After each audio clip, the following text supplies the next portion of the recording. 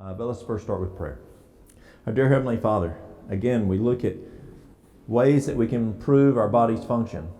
And Lord, again, we ask you give us wisdom, give us guidance, that we can have a strong body, that we can serve you strong. We ask this in Jesus' name. Amen. Cardiovascular. Cardio, heart, vascular, the vascular system. And when you think of cardiovascular disease, you think of a person who has a poor lifestyle. You mostly would think that. Let's see here, get my timing right. Last year, about April, I started noticing that Mary Lou, my wife, was having some fine crackles and some wheezing when sleeping. And it improved when she was elevated. So we went and talked to a friend of mine, and he did a chest x-ray. The radiologist said it was COPD. And well, her father was a smoker, 3 packs a day. She was at home, through high school. And so they just assumed, that's where you have to be careful, assuming. They assumed that she probably had emphysema due to exposure secondhand and side stream smoke. Side stream is what comes off the cigarette, secondhand is what you breathe back out. And they assumed that was probably what she was dealing with. As we got into the fall, it got a lot worse. And by the first of the year, she couldn't even climb stairs at home. So I sent her to another physician, a friend of mine. I said, see what's going on. I like diagnostics. My car is kind of rocking right now. And so I wasn't sure exactly why. And with my car, you have to you almost expose the whole engine. You have to take everything off just to get to a spark plug. So I took it and they ran diagnostics on it. And they said number 2 plug's not firing properly. Doesn't mean I have to let them work on it. I just need to know what's wrong. And diagnostics are good. I like lab work. I like finding out what the cause is, and now we can start addressing it. Yeah, and a second opinion is good too, yeah. So I sent her to this other guy, and sometimes telling too much information can get you in trouble, because we talked about the x-ray. So he pulls up the x-ray from the hospital records, and he goes, yeah, it probably is. I agree with the radiologist. Probably, he listened to her lungs and whatever, and yeah, probably just you're getting, problems from COPD. Now, if you hear, what does COPD stand for? Chronic obstructive pulmonary disease. Well, you may hear a term coming out called cold, C-O-L-D. There's a anesthesiologist, probably just wanted to make a name for himself, but he thought the general public was too stupid to know what pulmonary was, and so he changed it to COLD, chronic obstructive lung disease. Yeah. So if you see COLD, they're talking about COPD. So she comes back to the office, and that evening he calls me on my phone. He goes, Walt, send her back over here. He said, I've been thinking about this, and she's acting just like my wife. His wife had died 2 years before with cardiovascular disease. So okay, so I sent her back over. He ran a bunch of stuff. They went in, did a heart cath, and the cardiologist who did the heart cath said, I had planned to do just they did an echo, and it was very, and the issue was very centralized. And I'm sorry, very globally, not centralized. And so when he expected doing a stent, that had been localized, but this was the whole left ventricle. And they went in, and he came back and he said, I wanted to do a stent. It would have been a whole lot easier, but he said, your vessels are squeaky clean. Nothing. except there's damage there that's only caused by one thing, adriamycin. Have you ever taken adriamycin? It's a drug. Have you ever taken adriamycin? She says, sure, I took it at Sydney Farber when I was 15 and 16 as a chemotherapy drug, 44 years before. 44 years before.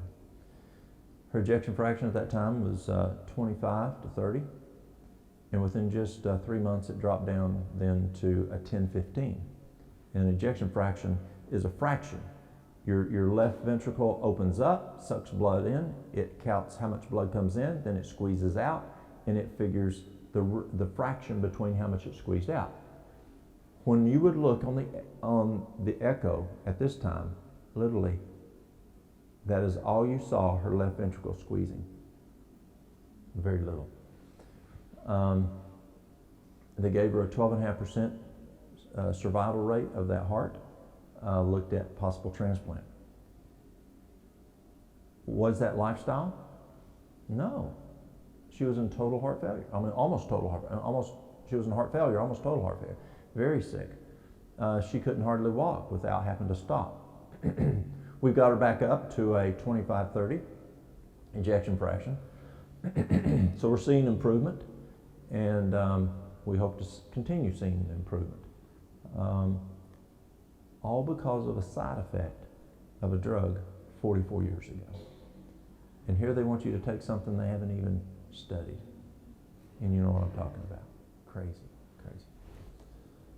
So let's first talk about heart in general, vascular in general, and that's a good healthy lifestyle. Choosing the food that you eat, exercise, rest. Rest is very, very important for vascular health, cardiac health. The fresh air, the water, all those 8 laws again that we talked about. Why do those 8 laws keep coming up? Okay, let's go back to a test question. The test question in healthcare, if you ever have a question in healthcare, and one of the answers is that on a piece of equipment, and the answer is one of these, and if it's this one, go by the manufacturer's recommendations. Which one do you choose? That's always the right answer. It's a no-brainer. That is always the right answer, not what someone else. It's always manufacturer recommendation. Do you look at manufacturer recommendation on helicopters? Why? They made it. Yeah. Those 8 laws are manufacturer recommendation. It's the guy who made it, God. And so that's why those work. You know, change your oil every 3,000 miles, rotate your tires every 6,000 miles, manufacturer recommendation. Change your transmission fluid every 20,000 miles, manufacturer recommendation. So God gave us those 8 basic laws of health. And why do they work for all these health issues? Because that's what God said to do. Now, let's say you have a person that comes in, and I'll show you in a little while a fellow that looks like his foot got chopped off, bit off by a shark. And he's got osteomyelitis, and they're about to amputate it. I promise you, without divine intervention, sitting down and eating a whole food plant-based diet, getting your exercise, drinking adequate water, going to bed by 9 o'clock is not going to heal that foot. It's going to go bad quick. So you've got to be more aggressive than just 8 laws of health, though just is not a right word to use for the 8 laws of health. But you have to dig deeper into those laws of health. Hydrotherapy is what? Water. As you look at using allicin is nutrition. And so you've got to get deeper into just drink your water and eat a whole food plant-based diet with variety on those more acute situations. And that gives you good cardiovascular health, following those 8 laws of health. So let's look specific. Let's look at hypertension, high blood pressure. What did we say this morning was the #1 cause of hypertension in the United States? High blood pressure. Stress. Stress raises cortisol, stress lowers potassium, it causes hypertension. #2 is dehydration. Dehydration, the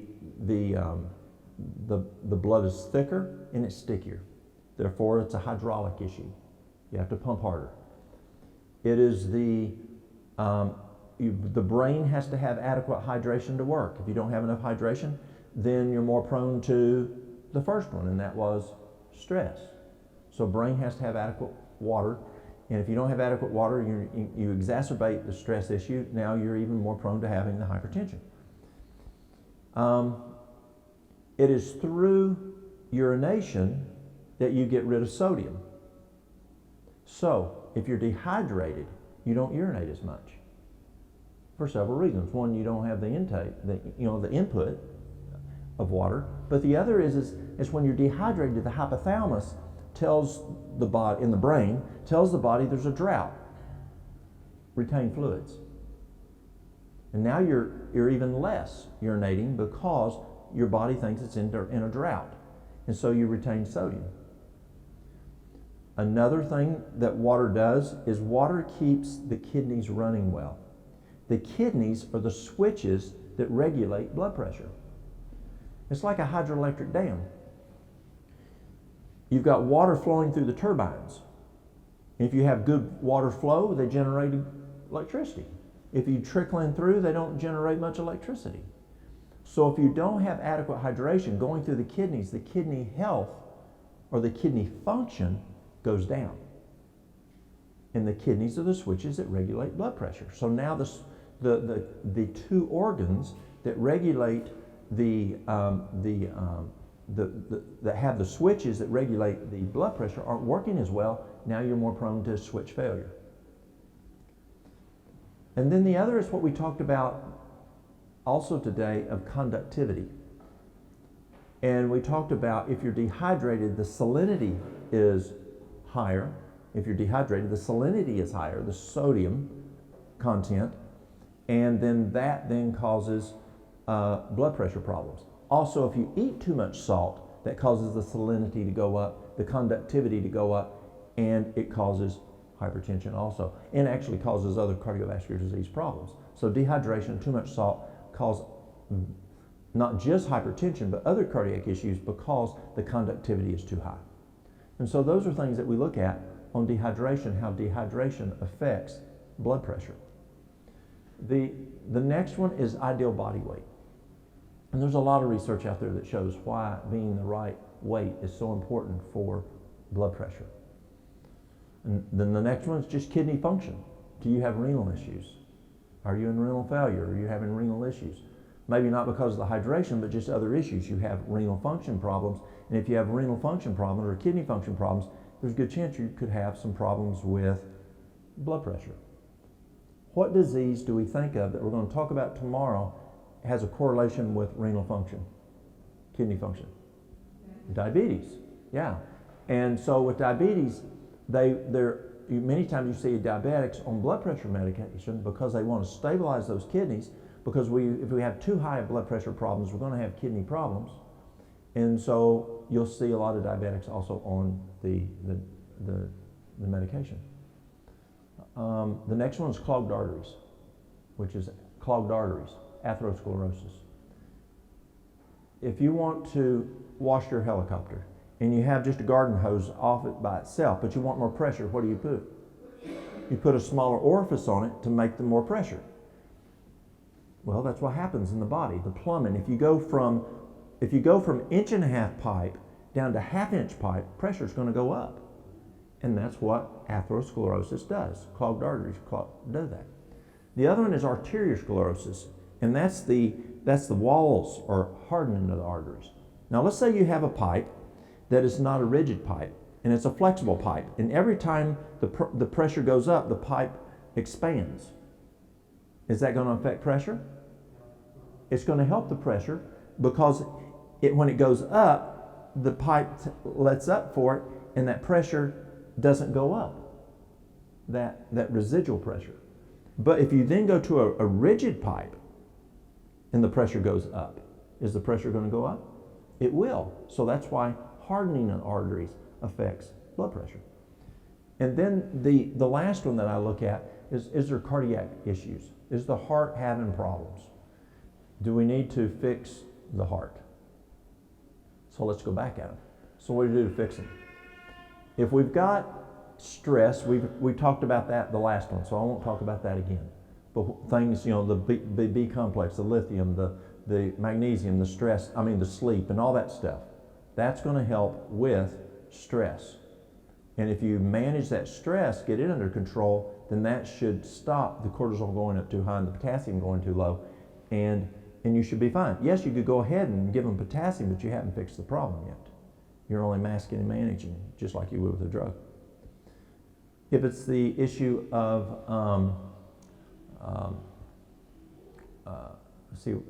hydration, that's an easy one. Drink the right amount of water. And we talked about drinking the right amount of water.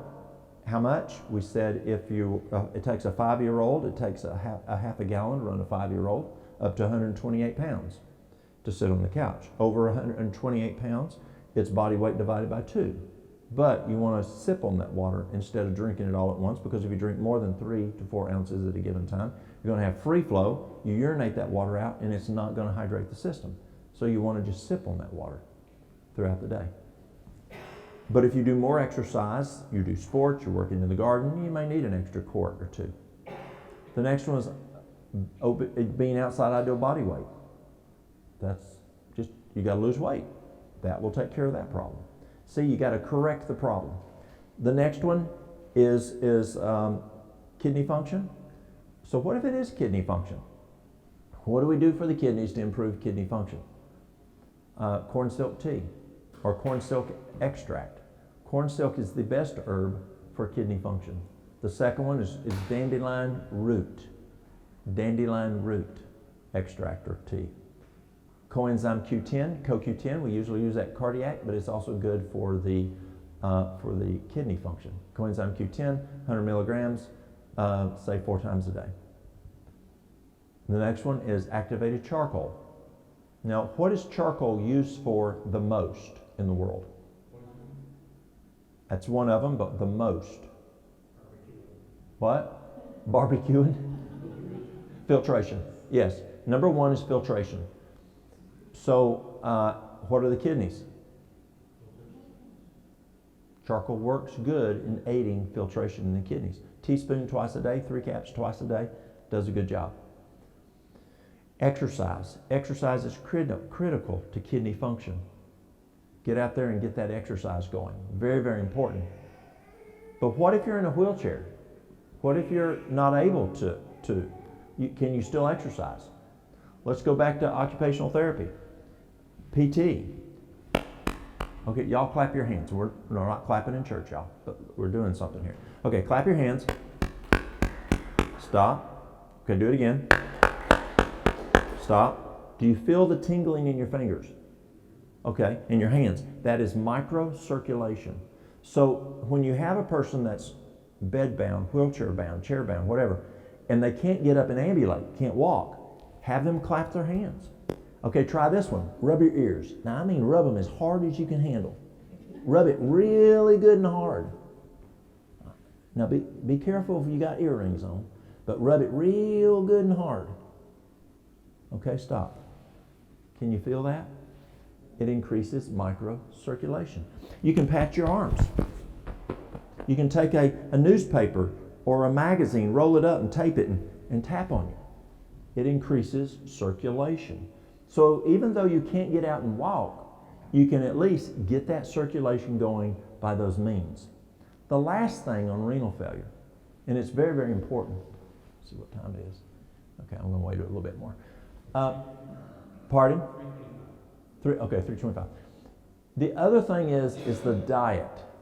There's a very special diet for kidney failure. But what's interesting is the best diet we found in the world for cardiovascular disease.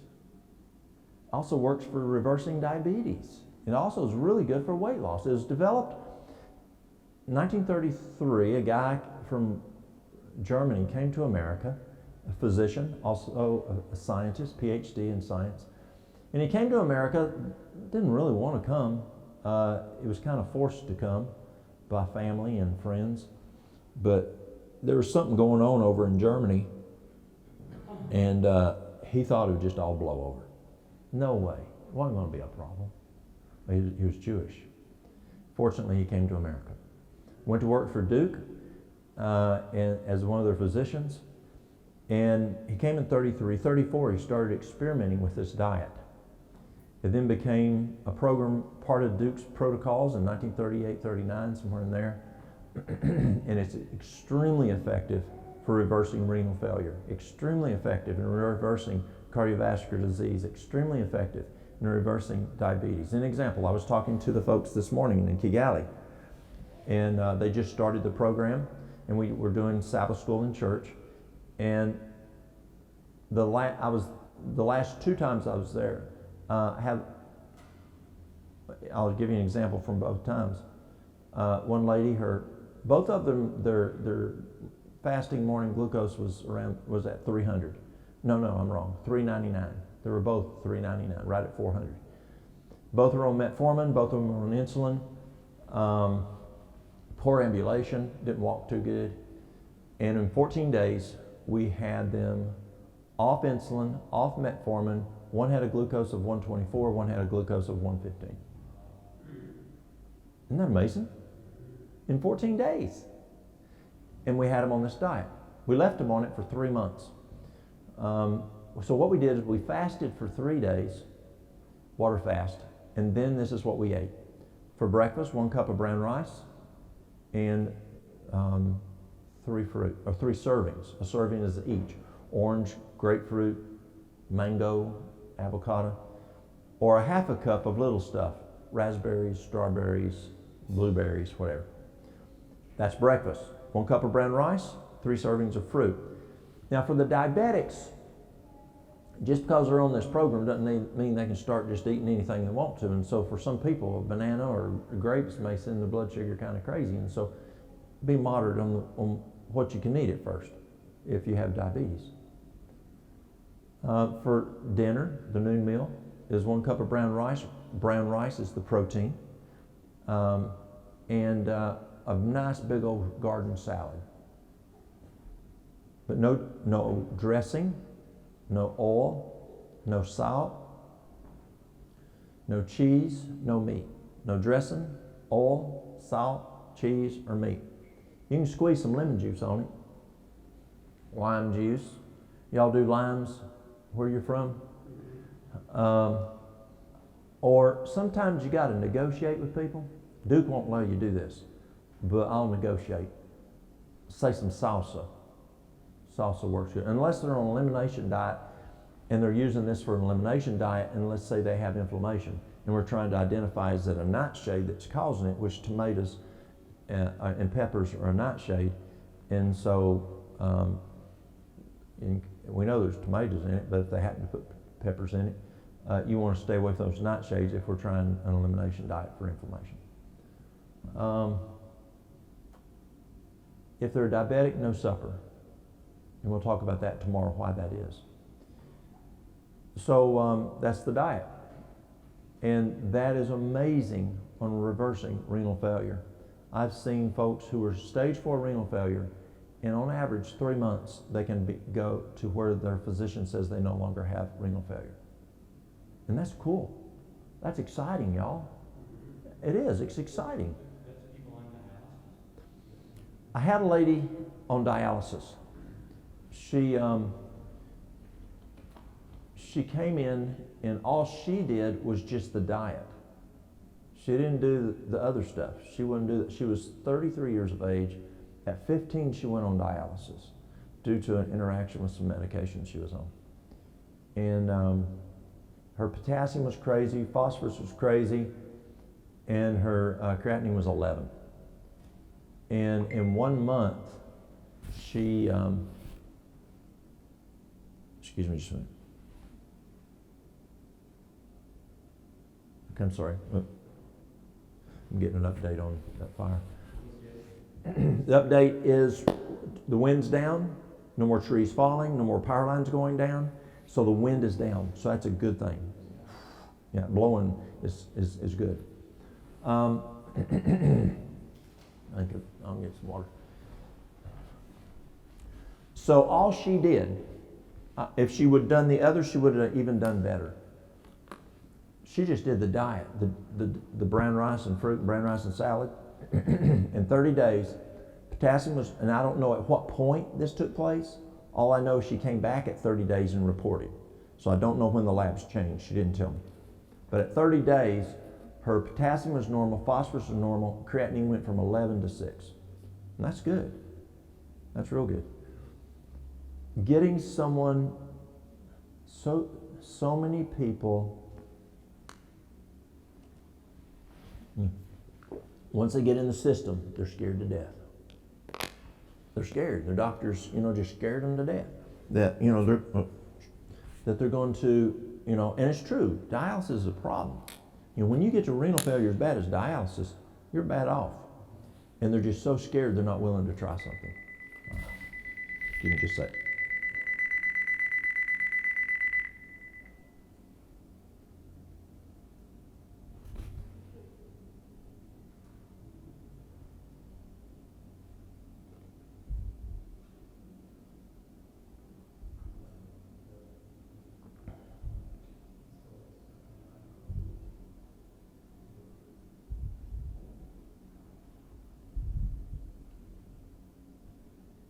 Got a car crash. So,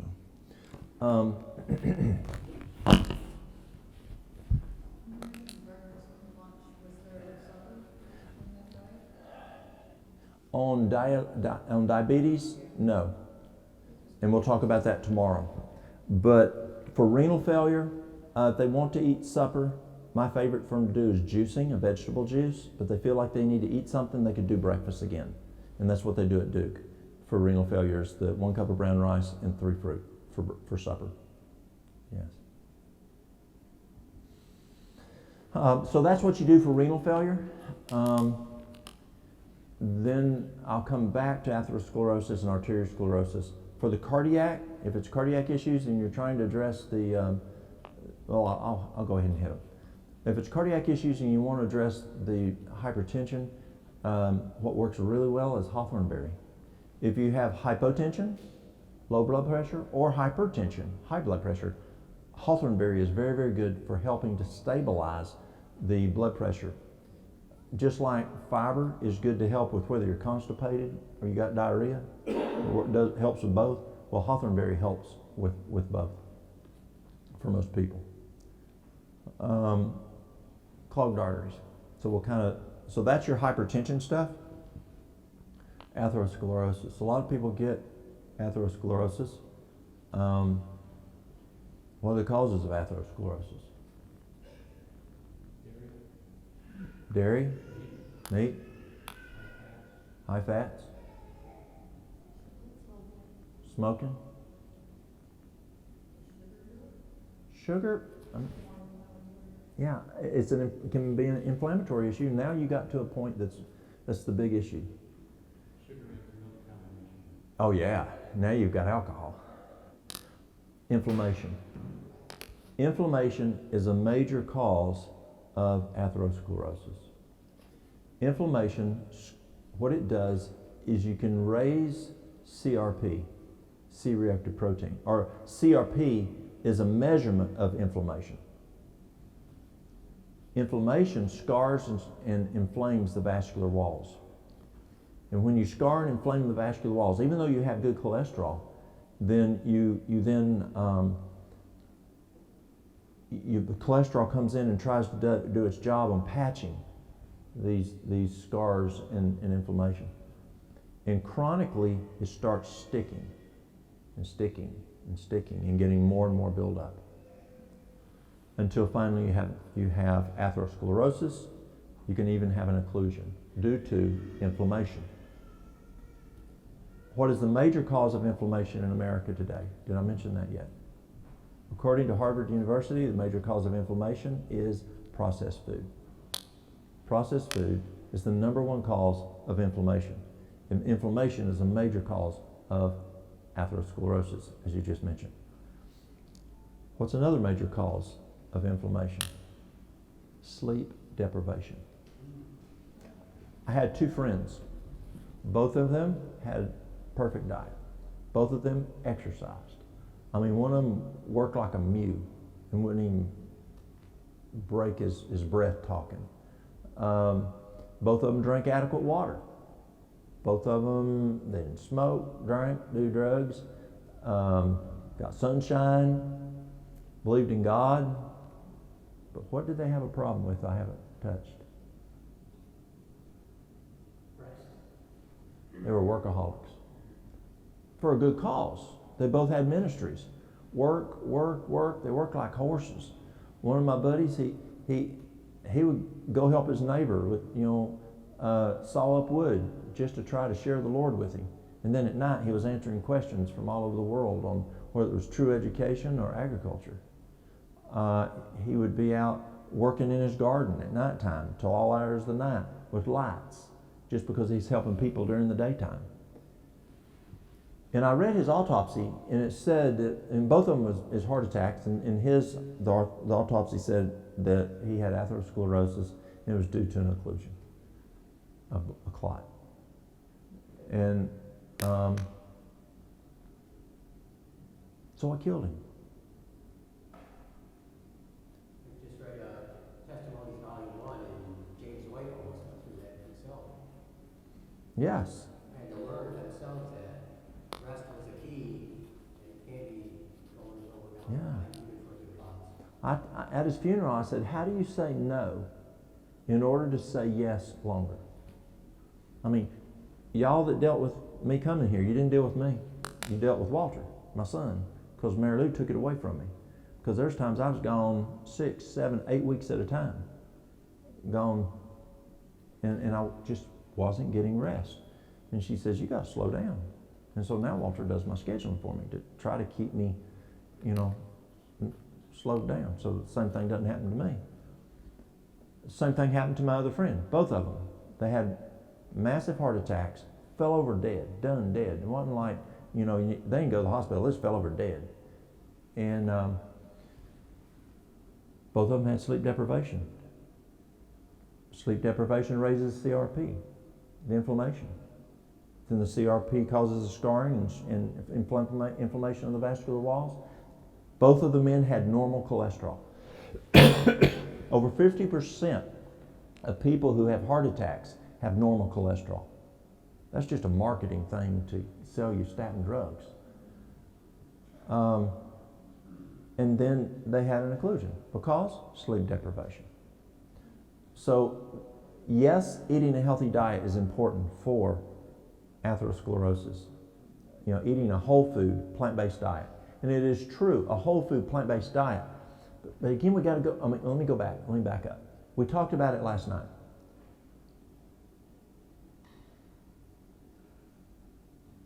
Cleveland Clinic said that a whole food, plant-based diet with variety will reverse atherosclerosis. A whole food, plant-based diet will reverse atherosclerosis. Takes a little over a year. You can have a major occlusion, or beginning to, a high occlusion, not plumb, they're not going to do that, but a high occlusion area in the heart, percentage clogged, and they can totally reverse it in a little over a year with a whole food, plant-based diet. And last night we talked about Fruit Loops. We talked about Oreos. They're plant-based, but they're not whole food. And the whole food is a key here, because what did Harvard say was the #1 cause of inflammation? Processed foods. So it's got to be a whole food diet that doesn't have processing to be the effect. So a whole food, plant-based diet, but then what you want to add to that is with variety to get the right nutrients. Because if you eat same old, you're not going to get a wide spectrum of your nutrients. But that's how you reverse atherosclerosis. Now there is a way that you can speed it up, and that is lecithin granules. Lecithin granules. 1 tablespoon, 3 times a day. I had a lady come in, both carotids were 75% occluded, and in just 2 months they were down to 25% occlusion. And she was from here in New York. Where's she from? She's from the city. So I call it Drano. It dissolves the plaque, and it doesn't. I've never seen anything that shows that that it releases a chunk to cause an occlusion. It just slowly dissolves it. And so that's a good way to more rapidly reverse your atherosclerosis, and that is to, along with a whole food plant-based diet, along with variety, along with getting your sleep, use the lecithin, and that will help with the atherosclerosis. Arteriosclerosis is usually caused by atherosclerosis. So do the same thing as you would the atherosclerosis to help with the arteriosclerosis. So just going on a plant-based diet and doing all those things, getting sleep will erase decades of sleep deprivation, all that. Isn't God good? I'm asking for a friend. Yes. It's like smoking. In 1 year, you can have significant reversal of lung damage. Now, not if they have emphysema. Emphysema is like Swiss cheese. You know, there's missing tissue there, but you can have significant lung improvement within just 1 year of not smoking. Significant. The same things here. God's very forgiving. And so from a cardiovascular standpoint, we can see significant improvement by just going to that whole food plant-based diet. That alone, that's all Cleveland Clinic is looking at. They're only looking at a whole food plant-based diet. They're not even looking at sleep. And sleep even adds even more. So you combine The whole thing. Yeah. Again, it's the template that God gave us. Add the template. The cure is in the cause. You take the cause. It's really cool when you sit down and you're talking with a person about their health habits. I mean their problems. And then you go through nutrition. What do you eat for breakfast? What time do you eat breakfast? What do you eat for dinner? What time do you eat dinner? What do you eat for supper? What time do you eat supper? And you just keep going through those laws of health. By the time you got through it, you pretty well know why they have those problems that they came in. Because they aren't following the template. And what do we learn about the template? Counsels in Diet and Foods. Mind, Character, and Personality. Ministry of Healing. Ministry of Healing is what changed my career. I read that book and I'm going, we're not doing this at work. And God impressed me. I need to leave because of what that book, I learned in that book. Amazing testimonies, volume 5, volume 6, even some stuff in volume 7.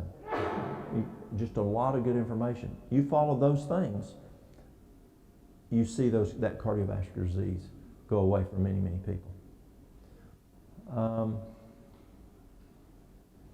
Cholesterol, hypercholesterolemia. My cholesterol was 288. The guys at work told me I had to go on a statin drug. They told me I was genetically predisposed because my daddy had high cholesterol, my granddaddy had high cholesterol, and I didn't want to go on a statin drug. Working in healthcare, I knew the side effects of statin drugs. Just because my granddaddy had issues there, my daddy had issues there, did it mean I have to have issues with hypercholesterolemia? But the doctors would say yes. And just as, I don't remember if I mentioned this last night, but like smoking. Did I mention that? If you have smoke, my granddaddy smokes, he gets lung cancer. My daddy smokes, he gets lung cancer. I smoke, I get lung cancer. I have doctors that will argue with me till the cows come home that is genetics. That's genetically predisposed. No, that's because they're smoking or they're around the smoke. So what I did is I went on a total plant-based diet. Now I'd already given up meat. I gave up meat at 16 from seeing what was going on in the stockyard. But I was in my late 30s. I cut out all dairy. And my cholesterol went from 288 to 104. 288 to 104. By stopping eating anything that had a mama. If it has a mama, it has cholesterol. So let's go to my favorite sandwich, a tomato sandwich.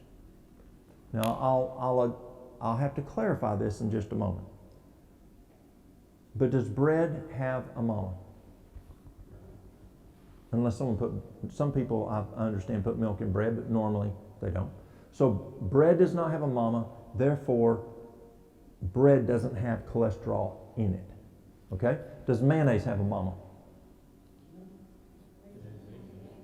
Depends on, now yours doesn't, because hers is Vegenaise. But Hellman's, or what, it has eggs, so that's Miss Chicken. Okay? What about the tomatoes? Does the tomato have a mama? How about the lettuce? Does the lettuce have a mama? No. How about the cheese? Does the cheese have a mama? That's Elsie. What about the bacon? Does it have a mama? That's Miss Piggy. Does the pickle have a mama? No. So that's how you tell if there's cholesterol in it. But there are other foods that can cause cholesterol issues. Cashews. Cashews can be a problem if you eat too much. Now, just a little cashews, fine. It's not a problem. I think we had cashews yesterday. That's not a problem. Our patients were having their HDLs were dropping too much,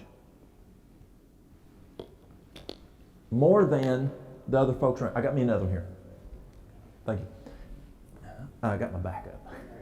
So their HDLs were dropping more than normal, and you expect to see HDLs drop with lowering cholesterol through a program because the LDLs are dropping, but not as much as they were dropping. They were dropping more than folks that were doing what we were doing. So that's why you do comparative analysis. Look at the numbers. The numbers are important to follow as you do your trending, as you do your benchmarking. And so there's something wrong with our HDLs. Why are they dropping? Well, I had two physicians that one was from the Philippines, and I'm trying to think where the other lady was from. And they said, you know, we serve a lot of cashews in our dietary department, more than anywhere else does. Take a look at it. I said, okay, because we were trying to find out what the problem was. So I told dietarians, stop using any cashews when making gravies or whatever. Use almonds or something. Guess what? HDLs they didn't drop like they were. They're doing good for about 6 months. In about 6 months, I started watching the HDLs dropping again. So I went to the dietary department and I said, are you using cashews again? Because we were doing cashews on a daily basis. Cashew gravy, cashew milk, cashew cheese, cashew. Every day we were teaching the patients how to make food with cashews to make it richer. Is it richer? Yeah. But do y'all do cashews every day at home? Probably not. And so, but we were in the teaching process, we were showing them how good it is, and they were just eating too much cashews, even though it was just in a 3-week program. 3 weeks was enough to drop their HDLs. So she looks at me and she said, how did you know? Because I went to dietary and said, are you using cashews again? I said, the labs told me. What? The labs on the patients, they told me. The HDLs are dropping again, like they did, back to where they were before. And they said, oh, but it just tastes so much better. The problem was moderation. Moderation in all things is not a good thing. People say, oh, just moderation in all things. No. Is moderation in cocaine okay in your house? No. Moderation in moonshine okay in your house? No. So moderation in the good stuff, total abstinence in the bad stuff. And we were doing too much of the good stuff. So I said, from now on, unless we can control it, we can't use cashews anymore. Because it was hurting the patient. It was dropping their HDLs. So too much cashew consumption can raise cholesterol. Because the HDL is the good guy. That's the cop. And he goes and arrests the bad guy, the LDL, and he puts handcuffs on him and he takes him to prison. And so that's a good thing. But if you don't have enough cops, you can't get rid of all the bad guys, the LDL. So your LDLs are too high. Another thing that can raise cholesterol. How many of you have read Dr. William Davis? He's a cardiologist. Dr. William Davis. Davis found that the American wheat can increase LDL. Not the einkorn, but the typical American wheat can increase the LDL. Now the European wheat will not. The European wheat will not increase the LDL because it only has 14 or 16 chromosomes. The American wheat, not the einkorn, well, even some einkorns that have cross-pollination, but the typical American wheat, it has 42 chromosomes. It's been super hybridized. The other challenge with wheat is when they spray it with Roundup. And in Europe, it's illegal to spray it with Roundup. So if you're eating the American wheat a lot, it can raise LDL. So that's how you address cholesterol. So what are we eating? That's the big issue. What are we eating? Triglycerides. Triglycerides are usually raised by eating sugar, having stress, eating oil, and meat. I was doing a class, and it was a very short class, just 5-week class. And I had a couple come in, father, mother, and daughter. Daughter's 14 years of age. They're from Colombia, South America. And the daughter's, her triglycerides are out the roof, crazy out the roof. So, and I always do labs at the beginning, I do labs at the end. And if I have ability, I do labs at the beginning, in the middle, at the end. Because I like measuring. I can't look inside your blood and see what your cholesterol is. I can't look inside your blood and see what your sodium is. You need lab work to do that. So I'm trying to figure out, why is this young girl, her triglycerides so high? So I asked the mother, what do you think it is? Does she eat sugar? No, she doesn't eat sugar, she says. Does she have stress? No, she's homeschooled. We don't have stress. Well, I knew that they were whole food plant-based. I'm not vegan, y'all. I got leather shoes, so I don't meet the criteria for being vegan. I'm whole food plant-based. She was whole food plant-based. She didn't eat meat. She didn't use dairy. I said, did she do oil? And the mother goes, yeah. She pours olive oil on her plate. She just loves to pour olive oil on everything on the plate before she eats. I said, okay, in the next 5 weeks, no oil. No oil. And in 5 weeks, she had a normal triglycerides. So, do you have a lot of stress? Number 1 diagnosis in America? Hypertension, hypertriglyceridemia, I can't even say the word right. Triglyceridemia. You know, do you have high triglycerides? Do you have high blood pressure? It could be because of the stress. So do you have stress? Do you eat sugar? Do you eat a lot of oil? Now a little oil, no, that doesn't cause a problem. Do you eat meat? Those are the big 4 guys that can raise your triglycerides. You go on a whole food plant-based diet that doesn't have the processed. You just took out your meat. You just took out your sugar. If you use the oil in moderation, you just got to manage your stress. And you're going to see that triglyceride come right on down. What about ejection fraction? You have a low ejection fraction. And again, ejection fraction is when blood goes into that left ventricle and the left ventricle squeezes, what percentage is it squeezing out? Well, what are the causes of low ejection fraction? It could be because the ventricle is enlarged. It can't squeeze good. It could be you have a bad valve, and your valve is letting the blood flow back through. Mary Lou's left ventricle was so enlarged that the mitral valve was not closing. And so she was having significant backflush back into the left atrium, back into the pulmonary veins, actually.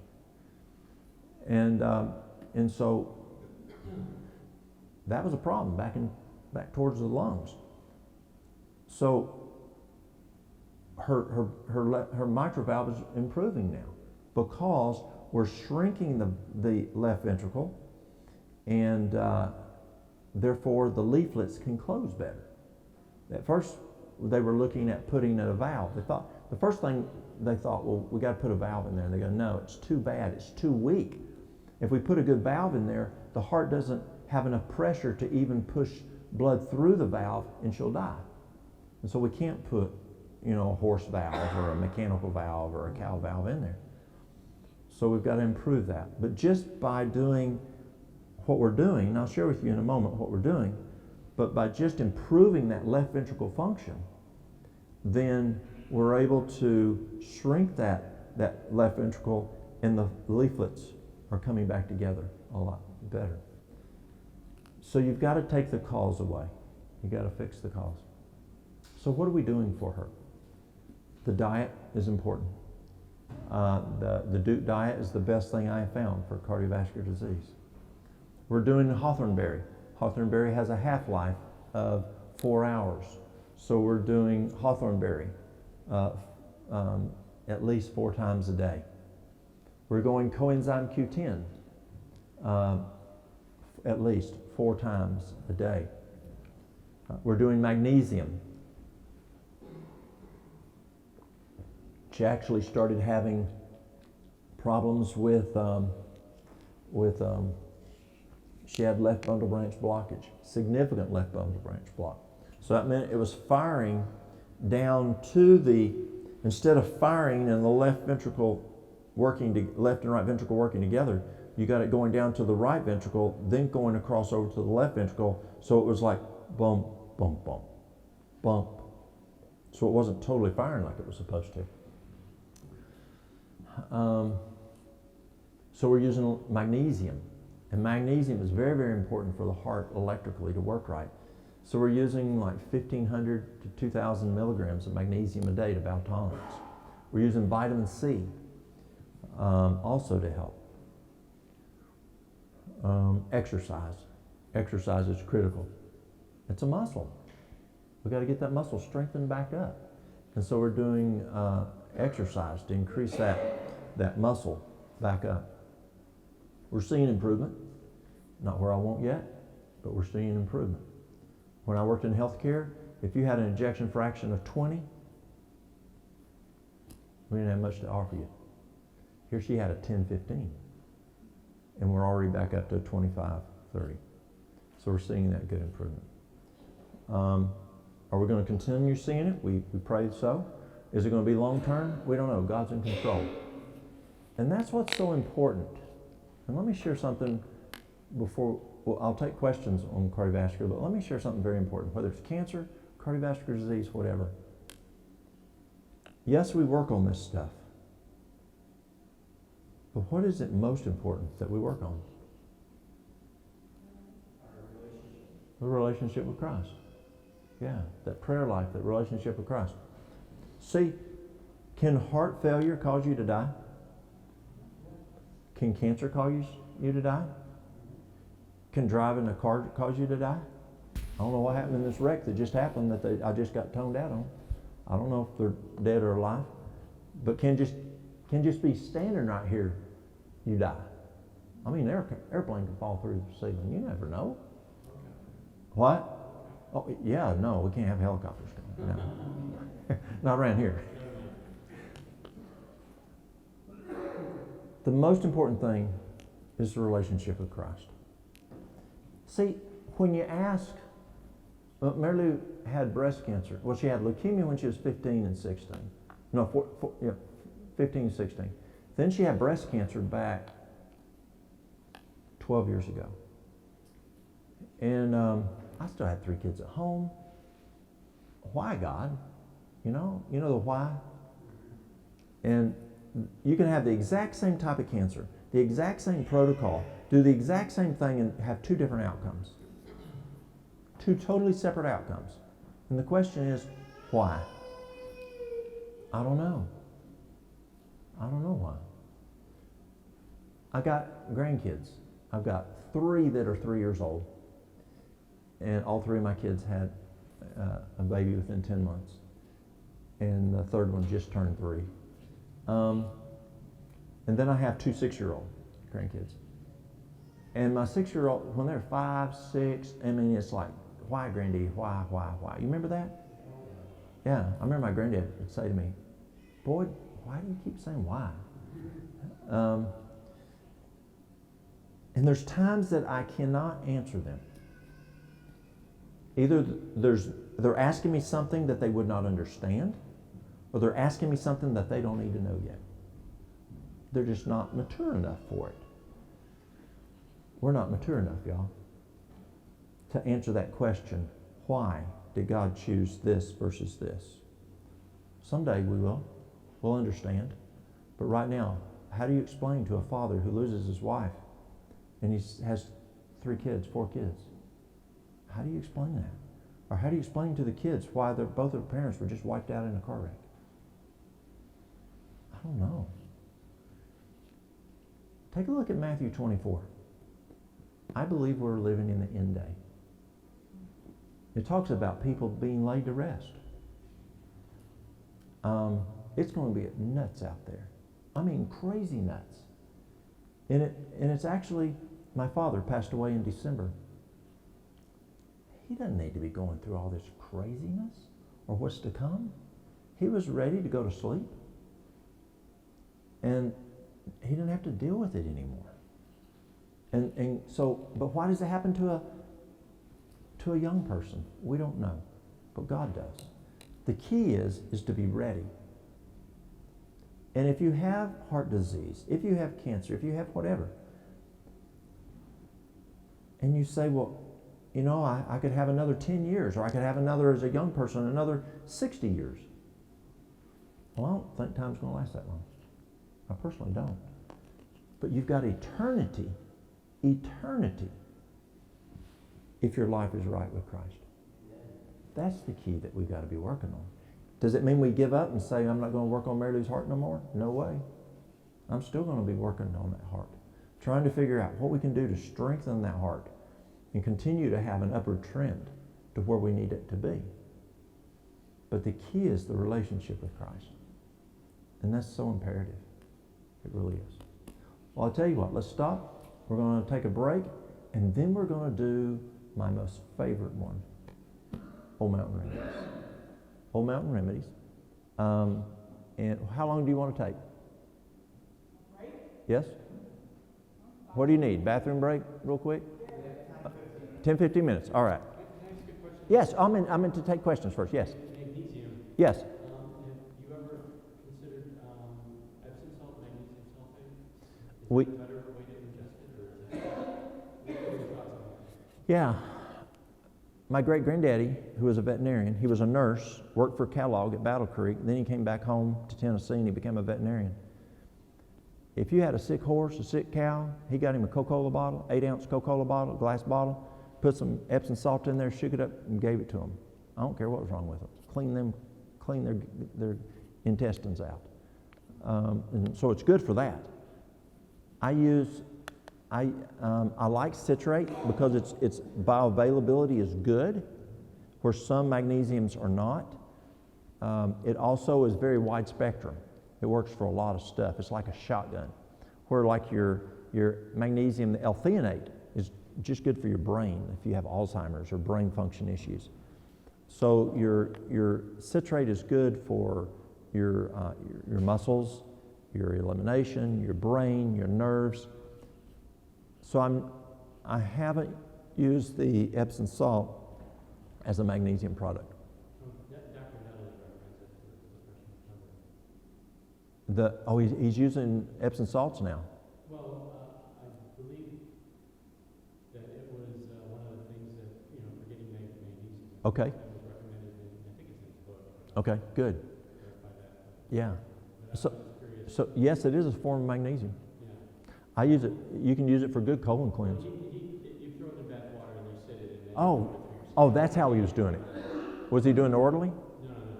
Oh, no, that makes sense. Yes. Yeah, for baths, it's great for baths. Yeah, I like using it for baths. Or you can get out of a bathtub and take your mason jar, put a cup of Epsom salt in there with warm water, and then just pour it on you and just drip dry, and it'll transdermally go in you. If you did a shower and you didn't have a bathtub, I use it a lot for hydrotherapy on the warm side. So yes, absolutely. Yep, works real good. 20 minutes sitting in the bath. Yes, it is. It's very good. Yes, ma'am. Hawthornberry and blood pressure. You said every 4 hours? Yes. Is that in the pill, in the tea, or how? I like the pills a lot. The capsules, which is just the powderized berry, you're going to run somewhere around 375, 425 milligrams. What if pills are an easy option? Then do the tea. Yes. Also, another really good herb for blood pressure, to help with blood pressure, is and you find them all over the place in Rwanda, is hibiscus. Hibiscus is excellent for lowering blood pressure. Yeah. And that would be every 4 hours too? You can just drink on it throughout the day. Mm-hmm. Any other cardiac questions? Yes, ma'am. Well, back to the Hawthornberry, are there any dangers to it? Yes, there is. If you're on a cardiac med that has the same function, it's kind of like taking have you ever heard people say, be careful of St. John's wort if they're on psych meds? Because you're just double dosing. The same thing's true with Hawthornberry. So what you have to be careful of, if you are on another medication, that it doesn't dump your blood pressure. It can dump your blood pressure with another cardiac med. So be cautious on that. So what you may start out with is, instead of doing 2 4 to 6 times a day, you're doing 1 2 times a day, and but monitor that blood pressure. But that's only if you're on something. Some of the medication, yes. Yes. Oh, yes. How about AFib? Okay, for AFib. What is that caused by? Okay, I meant to cover that. Thank you. AFib. AFib is, you've got to be careful of blood clots. AFib is, you want to take something that's an anticoagulant, because you can have blood pooling in the upper chamber, left and right ventricle. Atrium, upper left and right atrium. And because of just the way the heart is faulting in the AFib. And so a lot of folks will take aspirin, or they'll take some type of blood thinner. And Dr. Agatha taught me to use Nattokinase, or Nattokinase, Japanese pronounce it Nattokinase. It's from Japan, and it's some type of a food. I forgot what it comes from. A berry or something, I forgot. Maybe I'm wrong. It's a food product, and it's a great anticoagulant. People are using it for COVID as an anticoagulant, because in COVID the real killer is the blood clots. And then the Hawthornberry, and the other one to regulate the rhythm, and the other one Hawthornberry is just phenomenal. Not only does it help the electrical component of the heart, but it also helps the muscle. It gives nutrients to the muscle, and so it helps with the muscle function of the heart. So it does both. And from a blood pressure standpoint, it is said that Hawthornberry has the function of 3 different types of blood pressure medication, which is pretty cool. The other thing that has been found to improve in arrhythmia is AFib, is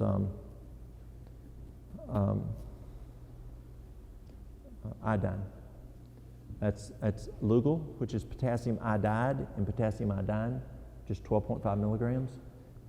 Some people use the liquid, but the liquid has a function of about an hour and a half in the body, where the time-release pill has a function of about 12 and a half hours. And so it can be Lugotab, it can be, my brain's getting tired. Lugotab, Ithroid. Ithroid's another brand, and then there's another one I'll think of in a little bit. So, but it's a Lugol. Do you ever use cayenne pepper? Yes, cayenne pepper is tremendous. It's great for the heart function. It's great for if a person having arrhythmias. Angina. Actually, I have people that tell me it works better than nitro.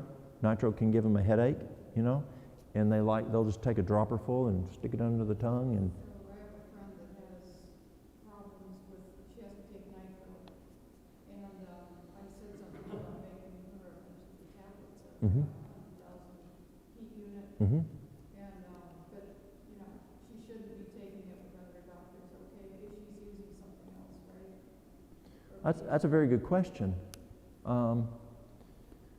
That's a very good question. For her, it's not as much of an issue as a male. So you pick up a patient, you go to the ambulance, you go to somebody's house, and they're on nitro. And they haven't taken their nitro yet, but they're also on Viagra. Do you give them the nitro? Oh, they just took a Viagra recently. Do you give them nitro? No. Because you can actually cause too much vasodilation and you're going to lose them. And so for men, be careful who are on Viagra because you could have some challenges there. For woman, she would talk to her doctor about that and say, hey, I'm taking this. He's going to tell her no. He's going to tell her no because he doesn't know the function. Cayenne is a seasoning. Yeah. Well, this is medicine. They say the higher the AHU, the Yeah. more it is medicine. Yeah, I mean, Cayenne now is up to 3-point-something million. Yeah, the Carolina Reaper is 2.1 million. They've got a new one in China, coming out from China that's 3-point-something million. Yeah. Any other cardiac questions? Yeah, and that's where also another one for her on angina. A friend of mine, that's where I learned to use it for Mary Lou, was for a friend of mine. If a patient was prone to angina, he would take a spray or a liquid magnesium's like a deodorant rollerball, and you can just roll it on like deodorant. And what you do is from the sternum to the side, from the clavicle down the base of the ribs, and just get that area all real good, and that will go straight to the heart and provide the magnesium for the heart. And he found that was significant in preventing angina and also treating angina. Okay, now, I have it in a bottle of magnesium lotion, I think. Is that the same? I haven't used the lotion, but if it's magnesium oil in a lotion, It's clear. so it could be the same thing. Yes. Would she get the same, like my friend, would she get the same results from like a scrub with Epsom salts? Or is that No. magnesium? I don't know. A scrub would do it, and I don't know if that's enough volume to do it from the Epsom salt. I don't know. Any other cardiac questions? Or any stress questions? I didn't ask questions on stress. Okay, let's take, how long? Pardon? Take 10. All right. We'll be